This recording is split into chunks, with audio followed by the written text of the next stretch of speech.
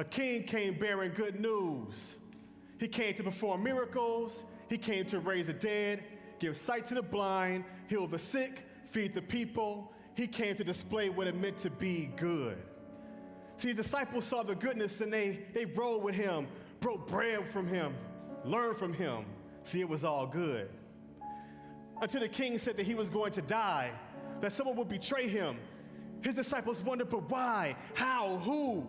You're a good man. We've seen you do good things. Why would someone betray you and kill you? See, but it's true. There is a Judas. See, we were all Judas at one point. Some still are. So we roll with the good king, but sell him out for some temporary goodness. Betrayal with a good kiss. So they took the good king and the people tried him. More betrayal. They chose a cold-blooded murderer over a man that did so much good and sent him to die. But the king was cool. So he took those good lashes like a champ. Like when George Foreman was beating up on Ali, and Ali waited till George got tired and said, "That's all you got?" So they took the king and they made him carry the cross of his death. They hammered him with 3 nails to that cross and let him hang there to die in between 2 criminals. See, one knew who he was. He never met Jesus before, but he knew he was the Messiah. And he asked the king, "Please take me with you." And the king looked at him and said, "You will be with me in paradise, brother. It's all good." See, as many people watched, his mom, Mary, his brothers, everyone, they all knew that they were wrong. See, could you imagine the conviction in the air? See, God knows there's real, true good in all of us.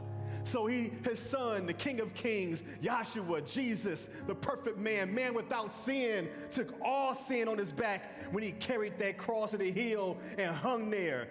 The ugliness of the world, every evil act that we could ever commit, everything that we do that feels good to us that God hates, all of that dripped from the wounds of his body, from the crown of thorns piercing his head, to the fresh torn scars from the whooping he took in front of all who betrayed him, to the holes in his hands and his feet that all dripped with the sin of the world, present and future.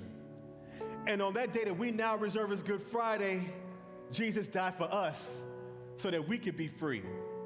Now, could you imagine back then the thoughts of the people, Peter, Mary, the Pharisees? These don't look too good. Why didn't he call on God to get him down? Wait, couldn't he get himself down? If he was who he says he was, he would come down. But we saw him perform miracles. Or was that magic? Did we just waste years of our lives following him only for it to come to this? See, we risked our lives for this man. We thought he was the Messiah, Son of God. Why did we let this happen? Think about that. If Jesus lived today and was hanging on the cross in front of you, you'd probably think the exact same thing. See, it is on this backdrop of darkness that we begin to see the beauty of that cross. He could have sent the legion of angels down to cover him, but he didn't.